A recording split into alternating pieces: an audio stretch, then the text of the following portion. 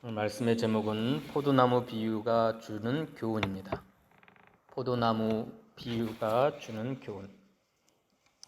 예수님과 우리 사이의 관계를 포도나무를 통하여 비유로 말씀하여 주셨습니다. 예수님은 참 포도나무요 너희는 가지라. 5절에 그랬죠. 나는 포도나무요 너희는 가지라. 또 하나님 아버지는 그 포도원을 가꾸시는 농부시라. 1절에 나는 참 포도나무요 내 아버지는 농부시라.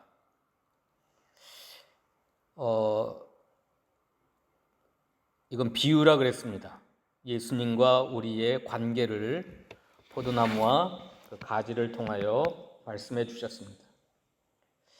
사도 바울은 로마서 11장에서 감람나무로 비유하셨습니다.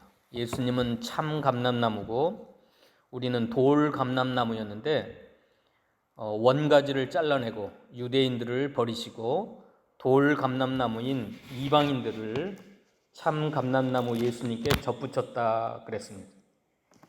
그래서 너희는 자긍하지 말라. 너희가 뿌리를 붙드는 것이 아니요 뿌리가 너희를 붙드는 것이라. 유대인들 원 감람나무도 아낌없이 잘라버리셨거늘 너희가 자긍하면 똘감람나무인 너희일까 보냐. 그래서 자긍하지 말라. 하나님의 인자와 엄위하심을 보라.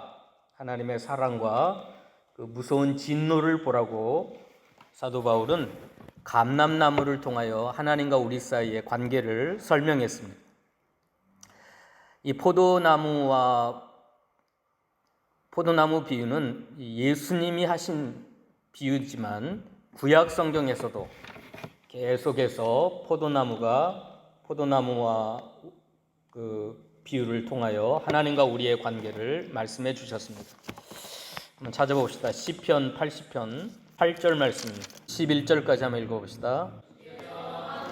나무를 애굽에서 가져다가 민족들을 쫓아내시고 그것을 심으셨나이다. 주께서 그 앞서 가꾸셨으므로 그 뿌리가 깊이 박혀서 땅에 가득하며 그 그늘이 산들을 가리고 그 가지는 하나님의 백양목 같으며 그 가지가 바다까지 뻗고 넌 꿀이 강까지 미쳤거늘. 주님께서 한 포도나무를 애굽에서 가져다가 민족들을 쫓아내시고 그것을 가나안 땅에 심으셔서 가꾸시고 사랑으로 돌보심으로 뿌리가 깊이 박혀서 땅에 편만하게 가득 차게 잘 자라나서 하나님의 백양목처럼 그 가지가 바다까지 뻗고 넝쿨이 강까지 미쳤는데 하나님이 심판하셔서 북이스라엘과 남유다를 심판하셨다는 겁니다. 15절 읽어봅시다. 14절부터 만군의 하나님이여 구하옵나니 돌아오소서. 하늘에서 굽어 꺾으시고 이 포도나무를 돌보소서. 주의 오른손으로 심으신 줄기요 주를 위하여 힘있게 하신 가지니이다. 예, 그것이 불타고 배임을 당하며 주의 면책으로 말미암아 멸망했다. 하나님께서 그렇게 가꾸시고 돌보시는 포도나무였는데 오른손으로 심으신 줄기고 주를 위하여 힘있게 하신 가지였는데 이게 다 불타고 배임을 당하고 주님의 면책으로 말미암아 멸망을 당했으니까 포도나무를 돌보아 주세요. 하늘에서 굽어보시고 이 포도나무를 돌봐달라고. 또 이사야 5장으로 한번 가봅시다. 이사야 5장에도 똑같은 말씀인데 읽어봅시다. 이사야 5장 1절 내가 사랑하는 자의 포도원을 노래하리라. 내가 사랑하는 자에게 포도원이 있으며 심히 기름진 사내로다. 땅을 파서 돌을 제하고 극산품 포도나무를 심었도다. 그 중에 망대를 세웠고 또 그 안에 술투를 팠도다. 좋은 포도 맺기를 바랐더니 들포도를 맺었도다. 예루살렘 주민과 유다 사람들아 구하노니 이제 나와 내 포도원 사이에서 사리를 판단하라. 내가 내 포도원을 위하여 행한 것 외에 무엇을 더할 수 있으랴. 내가 좋은 포도 맺기를 기다렸거늘 들포를 맺음은 어찌되인고. 이제 내가 내 포도원에 어떻게 행할지를 너희에게 이르리라. 내가 그 울타리를 걷어 먹힘을 당하게 하며 그 담을 헐어 짓밟히게 할 것이요 내가 그것을 황폐하게 하리니 다시는 가지를 자름이나 북을 도두미지 못하여 찔레와 가시가 날 것이며 내가 또 구름에게 명하여 그 위에 비를 내리지 못하게 하리라 하셨으니 물은 만군의 여호와의 포도원은 이스라엘 족속이요 그가 기뻐하시는 나무는 유다 사람이라. 그들에게 정의를 바라셨더니 도리어 포악이요 그들에게 공의를 바라셨더니 도리어 부르짖음이었도다. 이사야 시대에 이스라엘 족속을 포도원에 비유했고 그 나무를 포도나무 가지를 유다 사람으로 비유했습니다. 하나님께서는 극상품 포도나무를 심었고 땅을 파고 돌을 제하고 망대를 세우고 술투를 파서 좋은 포도, 극상품 포도나무가 포도 열매가 맺기를 바랐더니 들포도를 맺었도다. 써서 먹을 수가 없는 들포도를 맺었도다. 내가 좋은 포도 맺기를 기다렸거늘 들포도를 맺으면 어찌민고. 이제 내가 이 포도원에 대하여 어떻게 행하기를 원하느냐.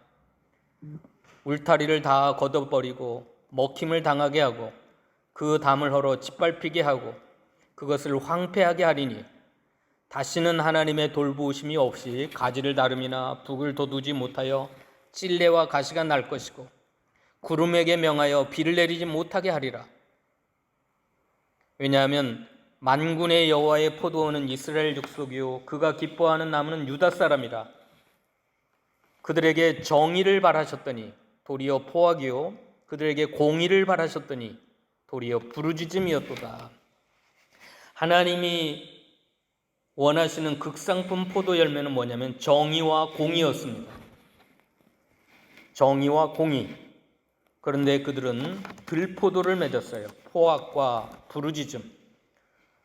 잘 사는 사람들, 있는 사람들, 권력 있는 사람들이 학대함으로 그 고통받는 사람들이 부르짖는 그 부르짖음밖에 없었습니다. 이게 들포도였어요. 하나님은 포도원 농부이신 아버지 하나님은 극상품 포도나무를 심었고 또 극상품 포도 열매를 맺히기 위해서는 온갖 정성을 다해서 가꾸셨습니다. 돌보셨어요. 그리고 극상품 포도 열매 맺기를 좋은 포도 맺기를 기다렸습니다.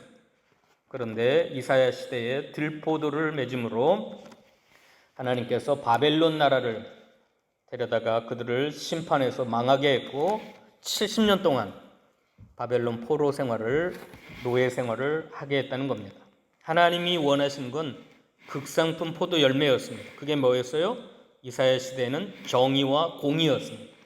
근데 그들은 포악과 부르짖음, 들포도를 맺었다 그랬습니다.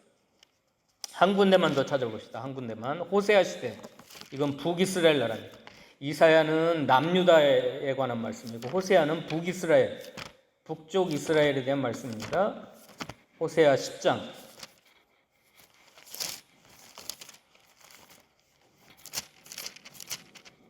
1절 읽어볼까요? 1절 2절 한번 볼까요? 1절 2절 시작. 열매 맺는 무성한 포도나무라. 그 열매가 많을수록 제단을 많게 하며 그 땅이 번영할수록 주상을 아름답게 하도다. 그들이 두 마음을 품었으니 이제 벌을 받을 것이라. 하나님이 그 제산을 쳐서 깨뜨리며 그 주상을 허시리라. 자, 북쪽 이스라엘 나라의 호세아 시대에 여로보암 2세가 통치하던 때이기 때문에 그때는 가장 강성하고 가장 부유하고 가장 잘 사던 시절이었는데 열매 맺는 무성한 포도나무라. 그 열매가 많을수록 세상적으로 부하고 잘 살수록 우상을 많이 섬겼어요. 두 마음을 품었어요.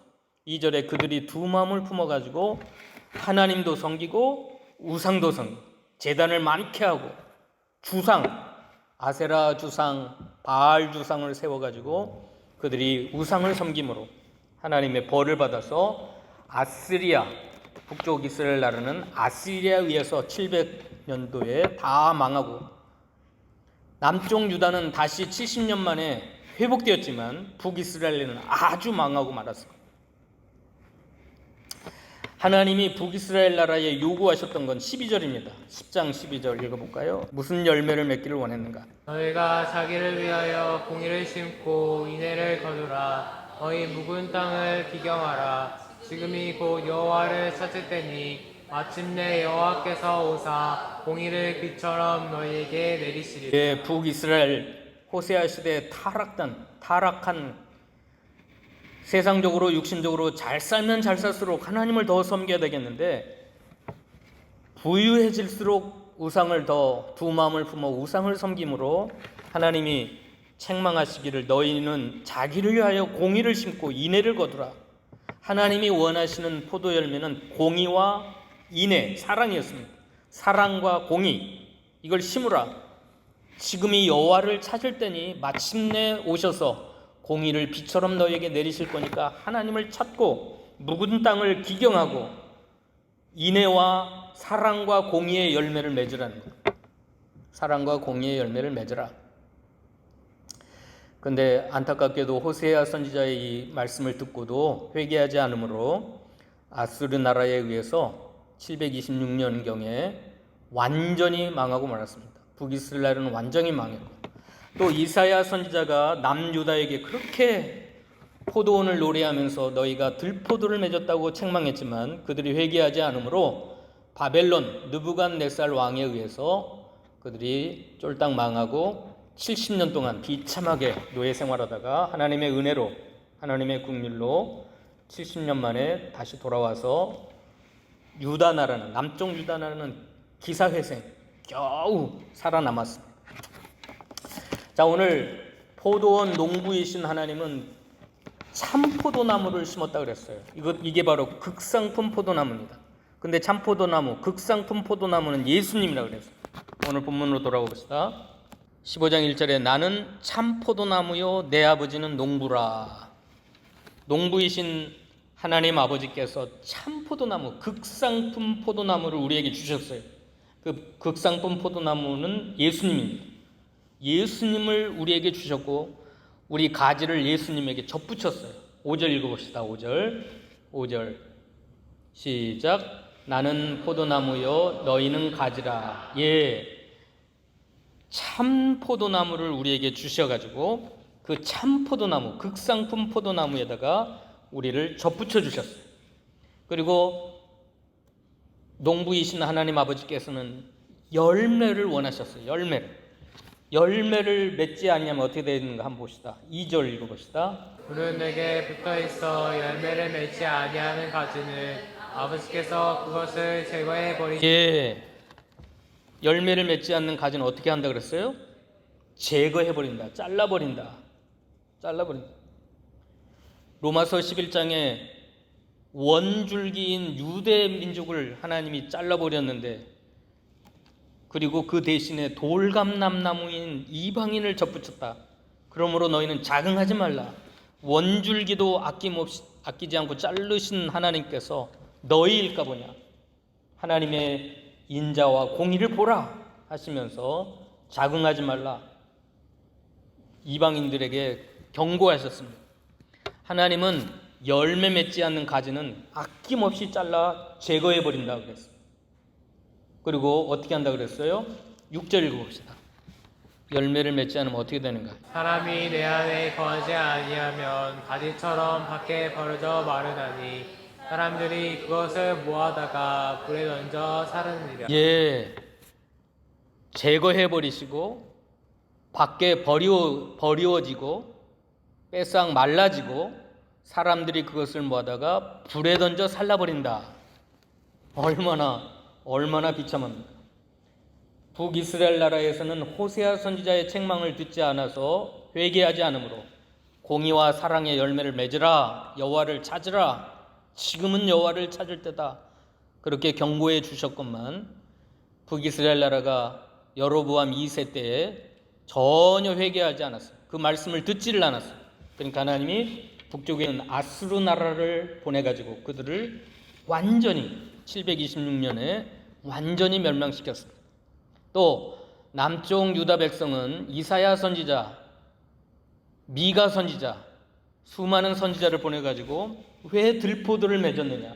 하나님은 극상품 포도나무를 심었고 좋은 열매 맺기를 기다렸는데 왜 너희가 들포도를 맺었느냐? 회개하라. 그런데 회개하지 않으므로 어떻게 했어요? 바벨론 나라를 느부갓네살 왕을 보내가지고 망하게 했고 70년 동안 비참한 노예 생활을 할 수밖에 없었습니다. 자, 열매 맺지 않으면 첫째는 하나님이 제거해 버리시고, 둘째는 밖에 버리워지고, 셋째는 말라지고, 넷째는 사람들이 모아다가 불에 던져 사르느니라. 그럼 이건 지옥 간다는 말인가? 예수를 진실로 믿고 중생했으면 지옥은 안 갑니다. 지옥은 안 가는데 세상에서 쫄딱 망해요. 쫄딱 망해.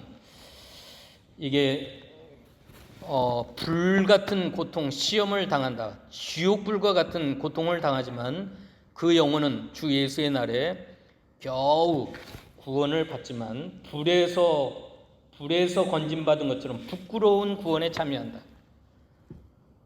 하나님은 하나님의 그 농부 하나님의 사랑은 그 돌보시고 가꾸시고 열매 맺기를 원하시고 참포도나무를 주시고 참포도나무에 우리를 접붙여 주신 그 놀라운 사랑을 주신 이유는 그 사랑을 거부하는 사람들에겐 질투하시는 사랑이에요. 질투하시는 사랑.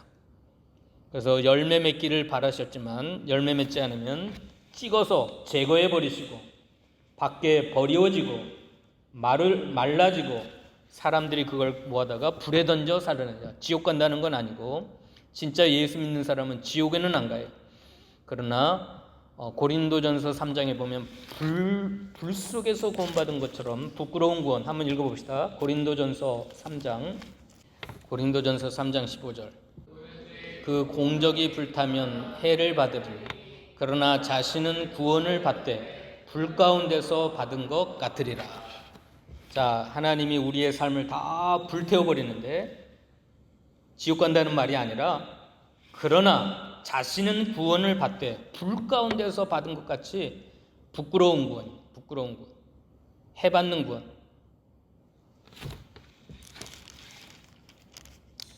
그러면 우리가 열매를 잘 맺으면 어떻게 되는가? 2절 봅시다. 2절 다시 한번 읽어봅시다.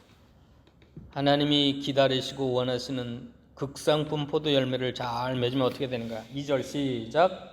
물은 내게 붙어있어 열매를 맺지 아니하는 가지는 아버지께서 그것을 제거해 버리시고 물은 열매를 맺는 가지는 더 열매를 맺게 하려 그것을 깨끗하게 하시느니라. 3절. 저희는 내가 일러준 말로 이미 깨끗하여졌습니다. 예, 열매를 맺는 가지에게는 더 풍성한 열매를 맺게 하여 끊임없는 돌봄, 끊임없는 사랑, 끊임없이 깨끗하게 하시고 일러준 말로 이미 깨끗해졌다. 어떻게 말로 우리를 깨끗하게 하는가? 우리 인간의 죄성, 더러운 건 하나님의 말씀이 들어와야 폭로가 되고 그 죄가 깨달아지고 그러므로 하나님 앞에 회개함으로 깨끗해지는 겁니다. 그래서 너희는 내가 일러준 말로 이미 깨끗해졌다는 말씀은 우리 인생의 죄악은 말씀을 들어야 내가 얼마나 더럽고 추악한 인생인가, 얼마나 잘못 살았는가, 얼마나 두 마음을 품고 하나님 앞에 죄를 범했는가를 알게 되는 겁니다. 이게 말씀이 우리를 깨끗하게 한다는 뜻이에요. 그래서 우리의 죄를 폭로하고 하나님 앞에 거꾸러져 회개하게 함으로 우리가 깨끗해져요. 그래서 열매를 잘 맺는 사람들은 끊임없는 하나님의 사랑과 관심이 쏟아지는 거예요. 열매 맺지 않으면 그냥 제거해버리고 던져버리고 사람들에게 짓밟히고 소금, 너희는 세상의 소금이다. 만일 소금이 제맛을 잃으면 무엇으로 짜게 하리요? 다만 밖에 버리워 사람들에게 밟힐 뿐이니라 그랬잖아요. 소금 비유도 똑같은 거고 이 포도나무 비유도 마찬가지입니다. 열매를 맺지 않으면 하나님이 관심에서 제외되거든요. 하나님의 관심이 없어져요.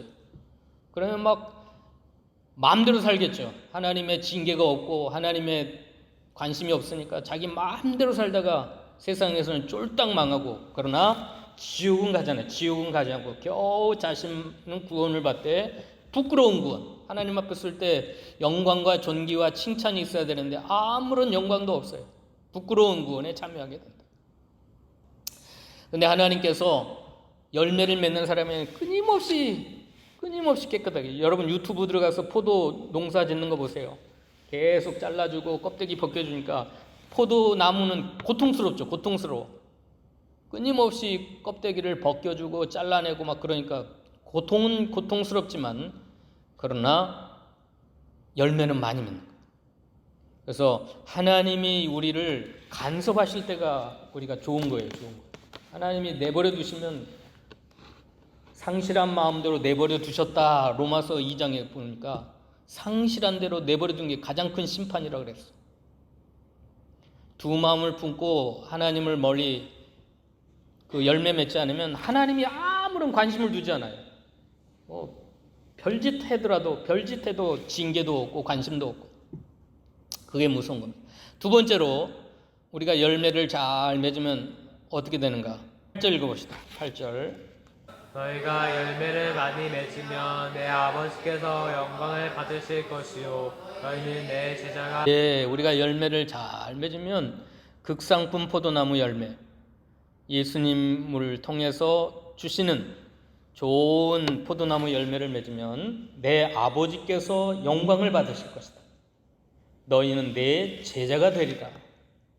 하나님이 영광 받는 게 우리 인생의 목적이라 그랬어요. 사람의 제일 되는 목적은 하나님을 영화롭게 하며 그를 영원토록 즐거워하는 것이니라.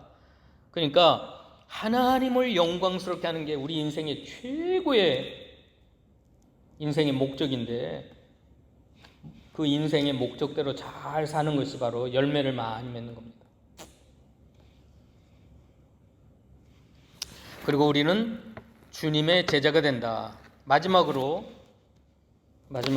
우리가 열매를 맺으면 어떻게 되는가? 11절 읽어봅시다. 내가 이것을 너희에게 너희 안에 있어 너희 기쁨을 충만하게 하려 함이라. 열매 맺어야 된다. 이 말씀을 하는 이유는 내가 이것을 너희에게 이름은 내 기쁨이 너희 안에 있어 너희 기쁨을 충만하게 하려 함이라. 예수님의 기쁨이 우리 안에 충만해지니까 가장 행복한 인생, 가장 기쁘고 즐거운 삶, 만족스러운 삶, 행복한 삶을 살게 됩니다. 첫째는 하나님께 영광이 되고, 둘째는 내 안에 예수님의 기쁨이 충만하게 되어서 살아가는 삶에 행복이 가득한. 요즘 사람들에게 물어보세요. 행복한가? 당신 안에 행복이 있습니까? 행복하지가 않은 세상이 너무나 허무하고 불행한 세상인데, 우리가 열매를 잘 맺으면 하나님은 매우 기뻐하셔서 영광을 받으시고, 세상 사람들 앞에서는 예수님의 제자가 되고, 대인관계에서는, 그 다음에 내 자신 속에는 예수님의 기쁨이 충만해지는. 그러니까 이거 하나님을 영화롭게 하는 거니까 인생의 목적대로 잘 사는 것이고, 내 안에 행복함이, 기쁨이, 예수님의 기쁨이 충만해지니까 이것보다 더 잘 사는 게 뭐겠어? 이것보다 더 귀한 인생, 값진 인생. 열매 맺지 못하면 하나님이 제거해 버리시고, 세상 밖에 버려버리고, 뺏상 말라지고, 사람들이 뭐하다가 불에 던져버리고, 북이스라엘 남유다가 얼마나 삶의 고통과 비참함이 찾아왔는지 우리가 역사적 교훈을 통해서 알 수가 있습니다. 오늘 포도나무 비유에서 주시는 교훈이 뭐냐면, 첫째, 이제 한 3시간을 해야 되겠는데, 첫째는 열매입니다. 열매. 포도나무 가지를 가지고 무슨 건축을 할 거예요. 이런 목재같이 막 이런 기둥을 삼을 거예요. 포도나무는 그렇게 쓸모없어요. 또 아름다운 무슨 가구를 만들겠어요. 무슨 악기를 만들겠어요. 오동나무 같은 건 뭐 저기 가야금 같은 거 아주 멋있는 그런 걸 만들 수 있는데 포도나무는 열매 맺지 않으면 아무 소용이 없어요. 포도나무는 열매 맺지 않는 가지들은 다 잘라가지고 불에 태울 수밖에 없어요. 그렇게 오늘 주시는 교훈은 뭐냐면 열매. 하나님이 원하시는 열매. 그것도 극상품 열매. 들포도가 아니라 써서 먹을 수가 없는 들포도가 아니라 극상품 열매를 맺기를 원하세요. 그래서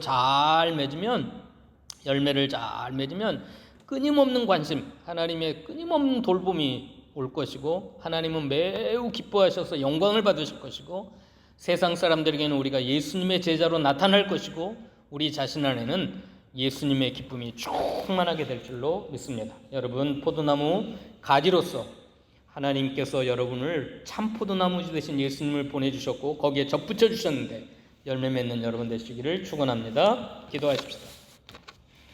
거룩하신 하나님, 한 번 사는 인생 우리에게 참 포도나무를 보내주셨고 그 참 포도나무에다가 우리를 접붙여 주셨고 이제 하나님은 극상품 포도 열매 맺기를 기다리신다고 했습니다. 잘 맺으면 하나님이 영광 받으시고 세상 사람들에게는 예수님의 제자로 나타날 것이고 우리 자신 속에는 한량없는 예수님의 기쁨이 충만하게 된다고 했사오니 이 놀라운 은혜가 오늘 말씀을 듣는 사랑하는 주의 백성들에게 충만하게 임하도록 축복하여 주시옵소서. 예수님의 이름으로 기도하옵나이다. 아멘.